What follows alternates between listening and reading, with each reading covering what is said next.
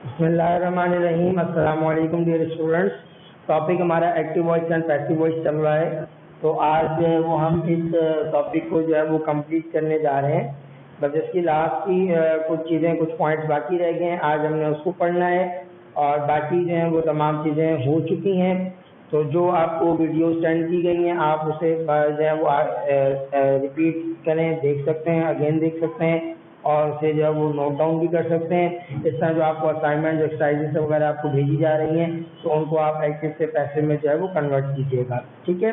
तो आज जो है हमारा ये इस टॉपिक का यानी active voice and passive voice का जो है वो लास्ट लेक्चर होगा। तो रिपीट थोड़ा सा हम कर लेते हैं। एक्टिव वॉइस को जब हम पैसिव वॉइस में कन्वर्ट करते हैं तो हमारे पास टोटल जो है वो 4 रूल्स हैं जिनको अप्लाई किया जाता है। जिनमें से पहला रूल क्या है कि सब्जेक्ट को ऑब्जेक्ट की जगह लिखा जाता है और ऑब्जेक्ट को सब्जेक्ट की जगह लिखा जाता है। ठीक है। उसके बाद इसमें हम वर्ब की थर्ड फॉर्म इस्तेमाल करते हैं, यानी पैसिव वॉइस में वर्ब की थर्ड फॉर्म आती है। उसके बाद हम जो है वो ऑब्जेक्ट से पहले बाय का इस्तेमाल करते हैं, या यूँ भी हम कह सकते हैं कि वर्ब की थर्ड फॉर्म के बाद हम बाय का इस्तेमाल करते हैं। और फिर लास्ट पॉइंट क्या है इसका, यानी लास्ट रूल हमारा क्या है कि टेंस की मुनासबत से हम इसमें हेल्पिंग वर्ब यूज करते हैं। तो जिस तरह हमने देखा कि प्रेजेंट टेंस के अंदर जब हम उसका इंडेफिनिट एक्टिव वॉइस से पैसिव वॉइस बनाते हैं तो हम is am are helping verb इस्तेमाल करते हैं। प्रेजेंट कंटिन्यूअस में इज बीइंग, एम बीइंग और आर बीइंग। प्रेजेंट परफेक्ट में has been and have been. फिर पास्ट इंडेफिनिट के अंदर जो है हमारे हेल्पिंग वर्ब होते हैं was and were. Past continuous tense के अंदर वॉज बीइंग, वर बीइंग और पास्ट परफेक्ट टेंस के अंदर हैज बीन हम इस्तेमाल करते हैं। ठीक है। फिर इसी तरह से जब आप फ्यूचर में आते हैं तो फ्यूचर इनडेफिनिट टेंस के अंदर हम हेल्पिंग वर्ब जो है इस्तेमाल करते हैं shall be and will be. यानी जब हम एक्टिव से पैसिव में जब कन्वर्ट करते हैं तो शैल बी और will be helping verb use करते हैं। फिर उसके बाद हम जब फ्यूचर परफेक्ट में आते हैं तो उसमें जब हम एक्टिव वॉइस को पैसिव वॉइस में कन्वर्ट करते हैं तो हम उसमें helping verb shall, have been और विल हैव बीन जो है हम इस्तेमाल करते हैं। ठीक है। अब इनके इस्तेमाल चीज़ें जहाँ पे इज़ आ रहे हैं तो वो यकीनन आपको पता होगा कि सिंगुलर्स के लिए आर, प्लूरल्स के लिए एम जो है वो आई चाहिए। इस तरह हैज है वो सिंगुलर सब्जेक्ट्स के लिए है, प्लूरल के लिए और आई के लिए भी हम हैव इस्तेमाल करते हैं। इस तरह जहाँ पे जो है वो एक ही हेल्पिंग वर्ब है तो फॉर ऑल सब्जेक्ट। फिर इसके बाद अगर हम फ्यूचर परफेक्ट में जाए तो शल का इस्तेमाल जो है वो आई और वी के साथ है और आई वी के को अगर हम निकाल लें तो बाकी जितने भी सब्जेक्ट बचते हैं उन तमाम के लिए हम विल जो है वो इस्तेमाल करते हैं। ठीक है। तो ये थोड़ा सा एक रिवीजन था हमारा। तो अब हम अपने आज के टॉपिक की तरफ बढ़ते हैं। तो टॉपिक हमारा जो है वो आज का है इम्पेरेटिव सेंटेंसेस। इम्पेरेटिव सेंटेंसेस यानी हमारा जो है ये आपको पता है काइंड्स ऑफ सेंटेंसेस के अंदर तीसरी काइंड कहलाती है। ठीक है।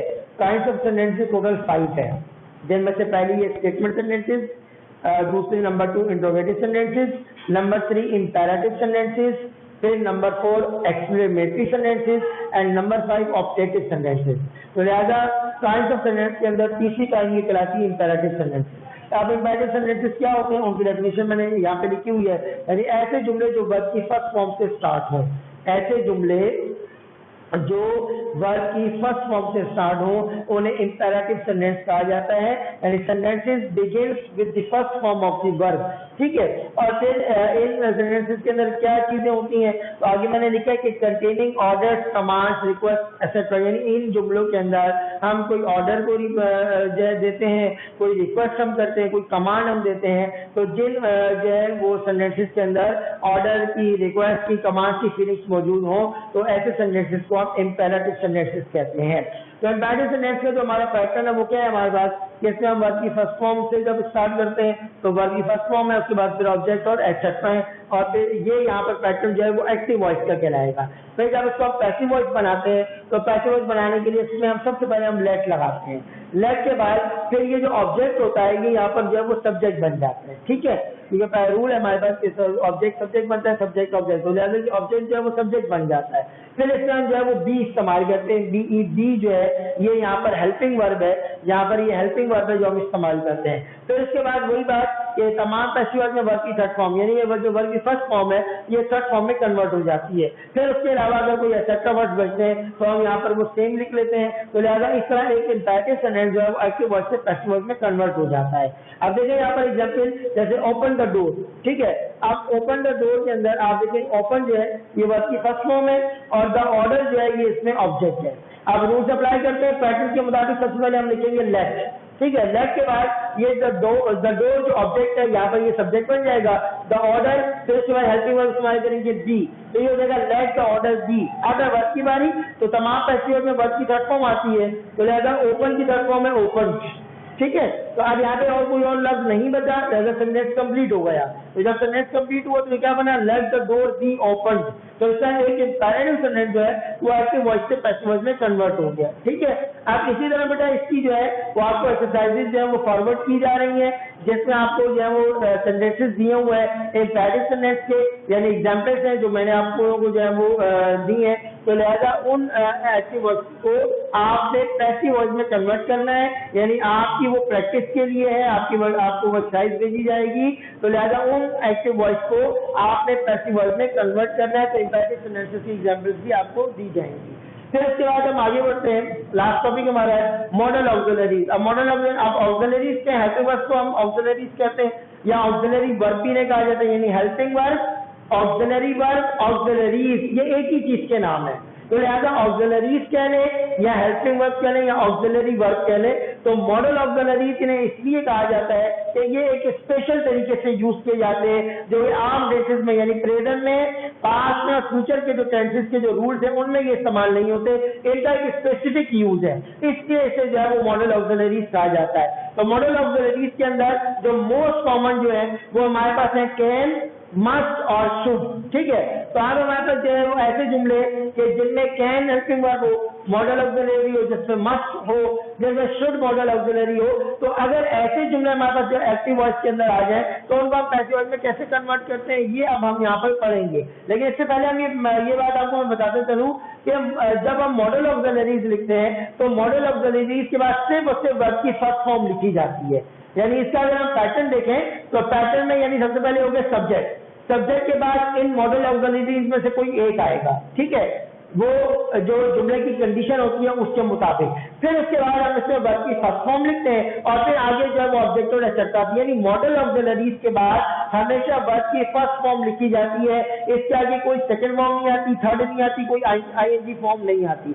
अब यहाँ पर ये पैटर्न एक्टिव वॉइस का कहलाएगा। अब इसको हमने पैसिव वॉइस में कन्वर्ट करना है, तो जब हम पैसिव वॉइस में कन्वर्ट करते हैं तो वही बात है, तीन चीजें हम नोट करेंगे, सब्जेक्ट, वर्ब और ऑब्जेक्ट। अब तीन चीजों को हमने जो है नोट कर लिया, अब इसके हम रूल्स अप्लाई करेंगे। तो अगर उस जुमले के अंदर मॉडल ऑक्सिलरी कैन मौजूद है तो कैन जो है वो कन्वर्ट हो जाएगा कैन बी में, यानी एक्टिव वॉइस के अंदर अगर कैन होगा तो पैसिव वॉइस के अंदर वो कैन बी में कन्वर्ट हो जाएगा। इसका मस्ट होगा तो वो मस्ट बी में कन्वर्ट हो जाएगा। इस तरह अगर शुड है तो शुड कन्वर्ट हो जाएगा शुड बी में। तो देखिए हम यहाँ पर एग्जाम्पल, जैसे we should speak the truth, ठीक है, यानी हमें सच बोलना चाहिए।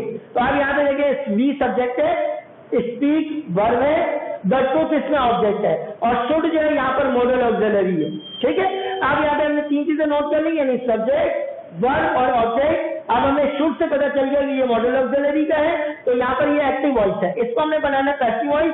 तो वही बात है, रूल्स अप्लाई करते हैं, ये ऑब्जेक्ट द ट्रुथ है, ये सब्जेक्ट बन जाएगा द ट्रुथ। अब वही बात है, यहाँ पे मॉडल ऑक्सिलरी शुड है तो शुड कन्वर्ट हो जाएगा शुड बी में, तो द ट्रुथ शुड बी। फिर तमाम पैसिव में वर्ब की थर्ड फॉर्म, दादा स्पीक की थर्ड फॉर्म है स्पोकन, ठीक है, तो शुड बी स्पोकन। फिर उसके बाद वर्ब की थर्ड फॉर्म जो है तो बाय का इस्तेमाल है, तो हमने बाय यहाँ पर लिखा और उसके बाद ये जो सब्जेक्ट है वी, ये ऑब्जेक्ट बनेगा तो वी से जो है ये अर्थ बन जाएगा, ठीक है। तो इस तरह ये सेंटेंस कंप्लीट हुआ। तो पूरा सेंटेंस क्या बना, the truth should be spoken by us. तो इस तरह मॉडल ऑक्सिलरी वाला एक्टिव वॉइस है वो पैसिव वॉइस में कन्वर्ट हो गया, ठीक है।